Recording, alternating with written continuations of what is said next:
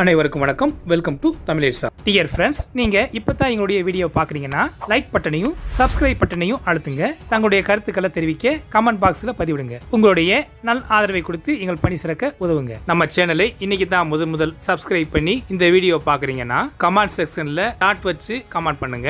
அதே மாதிரி இல்லங்க நீங்க ரெகுலரா போடுற எல்லா வீடியோவும் நாங்க தினந்தோறும் பாக்குறோம் என சொல்லுறவங்களா நீங்க இருந்தீங்கன்னா கமெண்ட் பாக்ஸ்ல ஹாய் போடுங்க.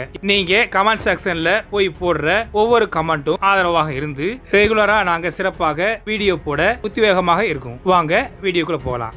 டியர் ஃப்ரெண்ட்ஸ், இந்திய கடற்படையின் ஆம்பிபிஎஸ் வார்ஷிப் கடற்படையை உருவாக்குவதற்காக இங்கிலாந்தும் இந்தியாவும் இணைகின்றனர். ஆம்பிபிஎஸ் போர்க்கப்பல் என்பது எதிரியின் பிரதேசத்தில் தரைப்படைகளை தரையிறக்க லேண்டிங் பிளாட்ஃபார்ம் உடைய போர்க்கப்பல் ஆகும். இதுல விமானம் மற்றும் மேற்பரப்பு தாக்கும் திறனையும் ஹெலிகாப்டர்கள் மற்றும் பிற விமானங்களுக்கான தளங்களுடன் உருவாக்கப்பட்ட ஆம்பிபிஎஸ் போர்க்கப்பல் போர் நடவடிக்கைகள் அல்லாத காலங்களில், இயற்கை பேரழிவு காலங்களில் நிவாரணம், மனிதாபிமான உதவிகளுக்கான பணிகளை செய்யக்கூடியதாக இருக்கும்.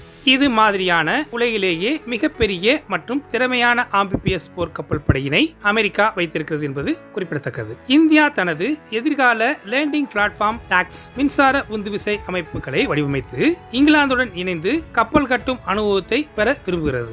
ஆம்பிபிஎஸ் அல்லது விமான தாங்கி கப்பலின் கீழ் நீர்மூழ்கி கப்பல்களை உருவாக்குவதற்கான வாய்ப்புகளும் உருவாகும். யூகே புதிய வடிவமைப்புகளில் பணிபுரியும் போது டைப் 2-3 போர்க்கப்பல்களில் லேண்டிங் பிளாட்ஃபார்ம் இருந்தது. டைப் 4-5 டிஸ்ட்ராயர் கப்பல்கள் லேண்டிங் ஷிப் டாக்ஸ் மற்றும் ராணி எலிசபெத் கிளாஸ் ஏர்கிராப்ட் கேரியர் ஆகியவற்றுடன் யூகேவின் முன்னேற்றத்தில் இருந்து படிப்பினையை இந்தியா பெற இருக்கிறது. Next generation electronic propulsion technology, குறைந்த உமிழ்வுகள், சத்தம் மற்றும் அதிர்வு போன்றவை அமைதியான செயல்பாட்டினை வழங்குகிறது. ப்ரொபல்ஷன் சிஸ்டத்தை ரிமோட் மூலமாகவும் நிர்வகிக்க முடியும். அதனால எலக்ட்ரிக் உந்துவிசை செயல்பாடு தேவைப்படும் போது, மென்மையான சூழ்ச்சி மற்றும் நிலைப்படுத்தல் மற்றும் அதிக வேகம் தேவைப்படும் போது விரைவான பதில் நடவடிக்கைகளை மேம்படுத்துகிறது.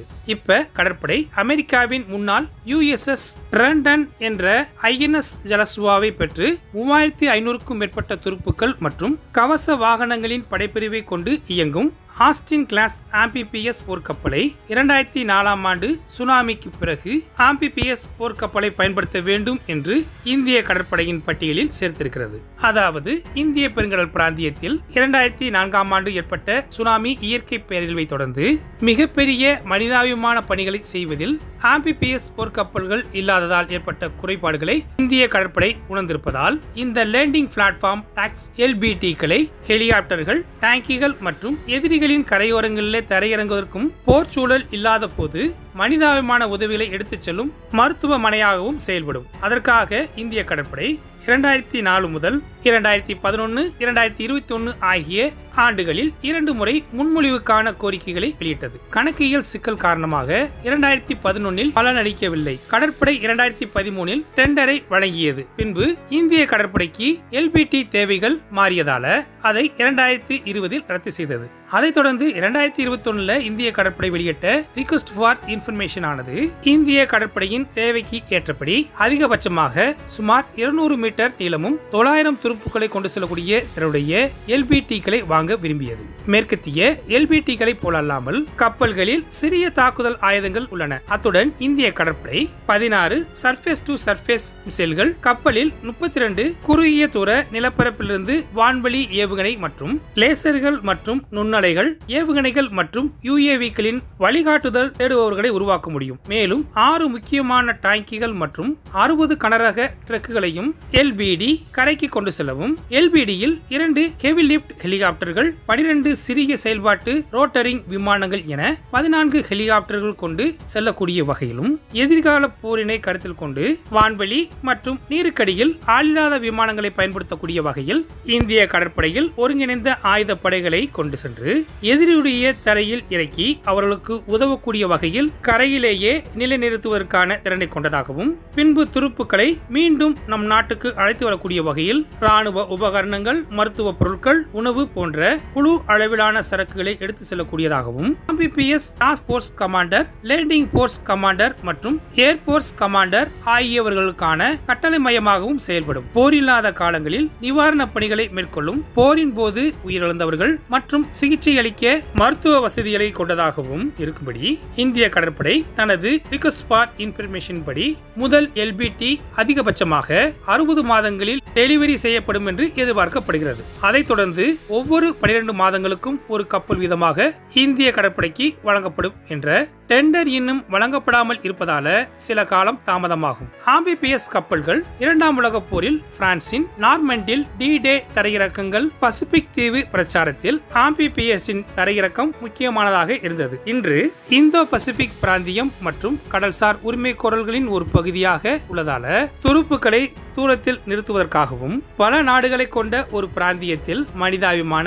உதவி, பேரழிவு நிவாரணத்தில் ஆம்பிபிஎஸ் தளங்கள் முக்கிய பங்கு வகிக்கிறது. இந்தோ பசிபிக் என்பது மலாக்கா ஜலசந்தி மற்றும் தென்சீன கடல் போன்ற ஒப்பீட்டளவில் ஆழமில்லாத நெரிசலான தீவு கூட்டம் வரை ஆழம் நிறைந்த கடலில் பரந்த தென்சீன கடலில் உள்ள சர்வதேச கடல் பகுதியில் சீனாவுடைய அணுகல் எதிர்ப்பு பிராந்திய கடற்படைகள் கரைக்கு நெருக்கமாக செயல்பட இது உதவும். உலகில் கடற்படை திறனில் முன்னணியில் இருக்கக்கூடிய சீனா தனது டைப் 071 ஆம்பிபிஎஸ் தாக்குதல் கப்பல்கள் LBT மூலமாக 20,000 டன்கள் இடப்பெயர்ச்சியுடன் அமெரிக்க கடற்படையின் ஜான் ஆண்டனியோ LBD 17 டைப் கப்பலை விட மிக பெரியது. அதனால சீனர்கள் அதன் மூலமா அவர்களுடைய துருப்புக்கள், கவச வாகனங்கள், ஹெலிகாப்டர்கள் மற்றும் தரை இறக்கக்கூடிய கப்பல்களை இயக்க முடியுது. மேலும் சீனா டைப் 075 கப்பலையும் உருவாக்க தொடங்கி இருக்குது. இது 30,000 முதல் 40,000 டன் இடப்பெயர்ச்சி கொண்டதாக இருக்கும். இது எதிர்கால டைப் 076 கப்பல்கள் மின்காந்த கவன்களுடன் பொருத்தப்பட்டு நிலையான இறக்கைகள் உடைய விமானங்களை இயக்கும் திறன் கொண்ட விமானம் தாங்கிய கப்பலை போல மாற்றும். இப்படி 2020 ஆண்டுக்குள்ளாக 3 போர்க்கப்பல்களை சீனா இயக்கும் என்று எதிர்பார்க்கக்கூடிய நிலையில் இந்திய கடற்படையின் திறனை வளர்க்கக்கூடிய வகையில் ஆம்பிபிஎஸ் போர்க்கப்பலை உருவாக்குவதற்காக இங்கிலாந்தும் இந்தியாவும் இணைய இருக்கிறது.